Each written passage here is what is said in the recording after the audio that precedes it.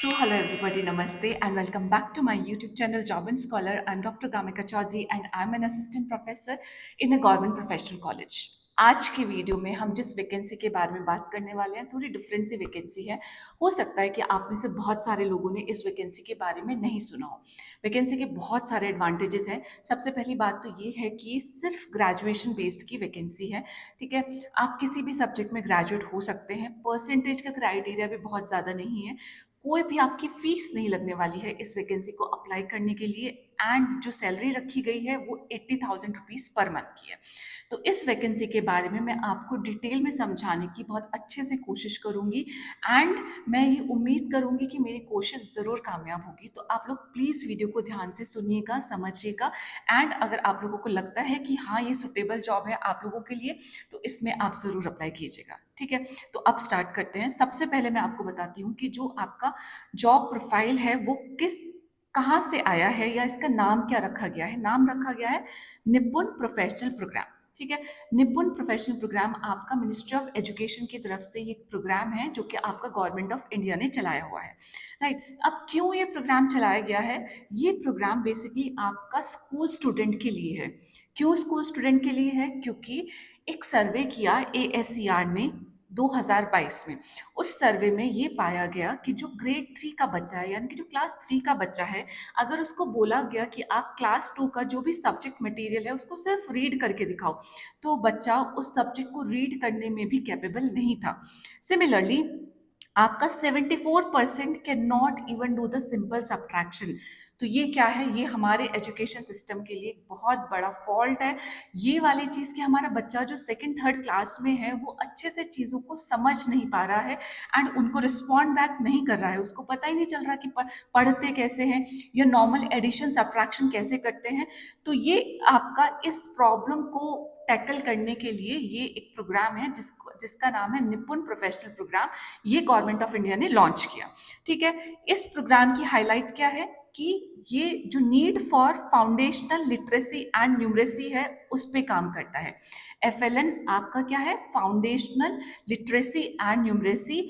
ये इसकी नीड है हमारे सिस्टम में, हमारे एजुकेशन सिस्टम में, कि हमारा जो फाउंडेशनल एजुकेशन है वो अच्छे से काम करे। तो उसके लिए ये आपका प्रोग्राम उसको आंसर करता है। ठीक है, नाउ हमारा आगे इसमें जो इन्फॉर्मेशन है वो ये इन्फॉर्मेशन है कि क्योंकि हमारे पास बहुत बड़ा एक स्कूल एजुकेटिंग सिस्टम है, 26.5 करोड़ स्कूल गोइंग चिल्ड्रन है हमारे पास एंड 14.9 लाख स्कूल्स प्रेजेंट है अक्रॉस द कंट्री। तो इसका कितना बड़ा डाइवर्स हमारे पास एरिया है जो हमें कवर करना है। तो निपुण आपका एक प्रोग्राम है जो मिनिस्ट्री ऑफ एजुकेशन की तरफ से to advised by national education policy 2020 के तहत, ठीक है, इसको हमारा निपुण भारत करके इस प्रोग्राम को लॉन्च किया गया। ठीक है, नेशनल मिशन है ये to achieve the universal FLN foundational literacy and numeracy. And इसका गोल क्या है? इसका गोल है student of the class 1, 2 and 3। ठीक है, class 1, class 2 and class 3। Right, now about the programme मैंने आपको बता दिया है। अब ये स्टेट वाइज चलता है। जिस स्टेट ने अभी इस प्रोग्राम में वैकेंसीज रिलीज की है वो स्टेट है आपकी मध्य प्रदेश। तो Madhya Pradesh Nipun professional programme, the government of MP and its partner is aiming to augment its efforts in strengthening the implementation of the mission. Now हम बात करेंगे कि अगर आप एक निपुण प्रोफेशनल सेलेक्ट हो जाते हैं तो आपका आखिर काम क्या होने वाला है? आपका काम होने वाला है कि जितना भी आपका डिस्ट्रिक्ट लेवल पे एडमिनिस्ट्रेशन है या फिर आपका स्टेट लेवल पे एडमिनिस्ट्रेशन है, डिपेंड करता है कि आप किस लेवल पे आपका जो अपॉइंटमेंट है वो होता है। तो आप जो एडमिनिस्ट्रेटिव अथॉरिटीज़ हैं उनके साथ मिलकर आप काम करेंगे। ध्यान रखिएगा कि आपको ग्रेड 1, ग्रेड 2, ग्रेड 3 के बच्चों को जाके पढ़ाना नहीं है। आपका काम है जो administrative authorities of the district और ऑफ द स्टेट हैं उनके साथ मिलके आपको काम करना है, उनको हेल्प आउट करना है। तो सबसे पहला स्कोप ऑफ द वर्क है कि you are going to strengthen the district implementation, कि जितने भी आपके FLN हैं वो अच्छे से इम्प्लीमेंट हो गए हैं आपके डिस्ट्रिक्ट में। You are going to work closely with the district leadership and educational functionaries, जो आपके डिस्ट्रिक्ट लेवल पे एजुकेशन डिपार्टमेंट के लोग होंगे उनके साथ मिलकर आपको काम करना है, उनको सपोर्ट करना है in order to achieve the Nipun Bharat goals. निपुण भारत के जो भी गोल्स हैं वो अचीव करने में आपको मॉनिटर करना है, रिव्यू करना है और डेटा यूज बताना है, ठीक है। उसके बाद कैपेसिटी बिल्डिंग एंड मेंटरिंग में भी आपको हेल्प करनी है। You have to mentor and support the block cluster academic coordinators जो होंगे उन लोगों को, ठीक है। Then school support and learning outcomes पे आपको ध्यान देना है एंड उनको रिपोर्ट बैक करना है। Conduct the regular school visits, आपको लगातार स्कूल में विजिट करते रहना है with the mentors and the district officials. Then you are going to generate the academic insights from quarterly learning reports and so on, ठीक है। उसके बाद आपका stakeholders engagement and strategic support, ये आपका काम होने वाला है ना। किस तरीके के लोगों का रिक्वायरमेंट है तो आप समझ गए होंगे अभी तक आपका रोल क्या होने वाला है। ऑल इन ऑल आपको एक सपोर्टिव रोल में काम करना है। तो ये एक ऐसी अपॉर्चुनिटी है जिसके बारे में मैं आपको कहूंगी कि अगर आप अभी कहीं पे भी काम नहीं कर रहे हैं, you do have the time, आप एक अच्छी अपॉर्चुनिटी को ढूंढ रहे हैं जो एक्चुअली आपको in your coming future help out करेगी।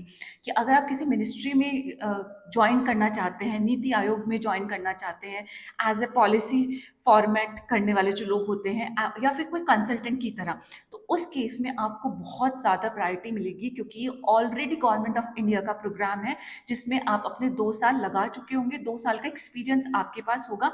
तो पॉलिसी फॉर्मेशन हो, कंसल्टेशन हो, या फिर ऐसे बहुत सारे एनजीओज होते हैं, आपका गर्ल्स एजुकेशन होगी, एजुकेशन फॉर ऑल हो गई, जो एक बहुत अच्छे सैलरी पैकेज पे आप लोगों को हायर करने के लिए ऑलवेज रेडी रहते हैं, ठीक है।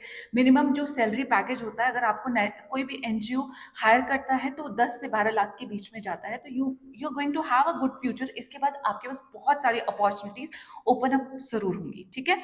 नाउ किस तरीके के लोगों को ये ढूंढ रहे हैं under this mission, young and self driven professionals होने चाहिए, पैशनेट होने चाहिए about the education, public policy and addressing the governance challenges on a larger scale, ठीक है। ये आपको सीखना है। अगर आप चले भी जाओ, ठीक है, आपका सिलेक्शन भी हो जाए, आप ऐसे ब्लैंक आउट नहीं जाना। आपको हमेशा ध्यान में रखना है कि you should be passionate about education, public policy and addressing the governance challenges.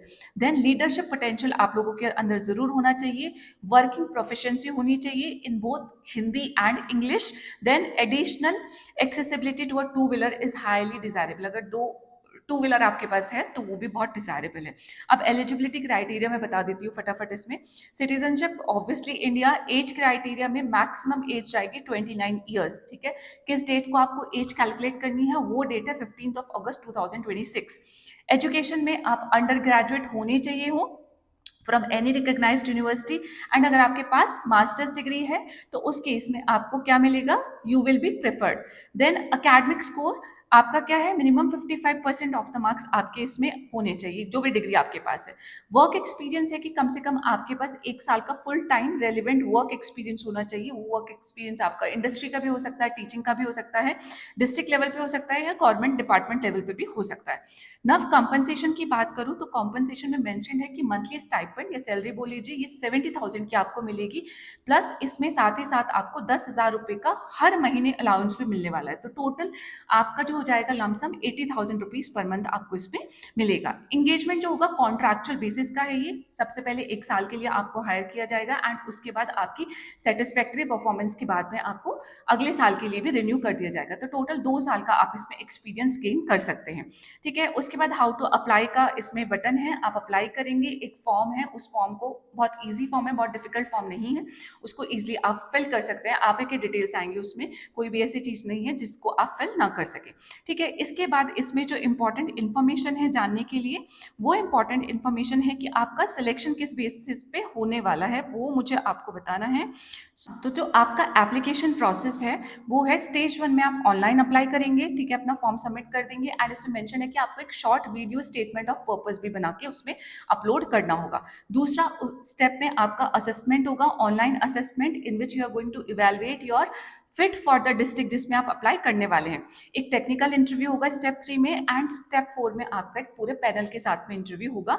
उसके बाद फाइनली स्टेज फाइनल आ जाएगी जिसमें आप शॉर्टलिस्ट हो जाएंगे and you will be given the offer for the employment.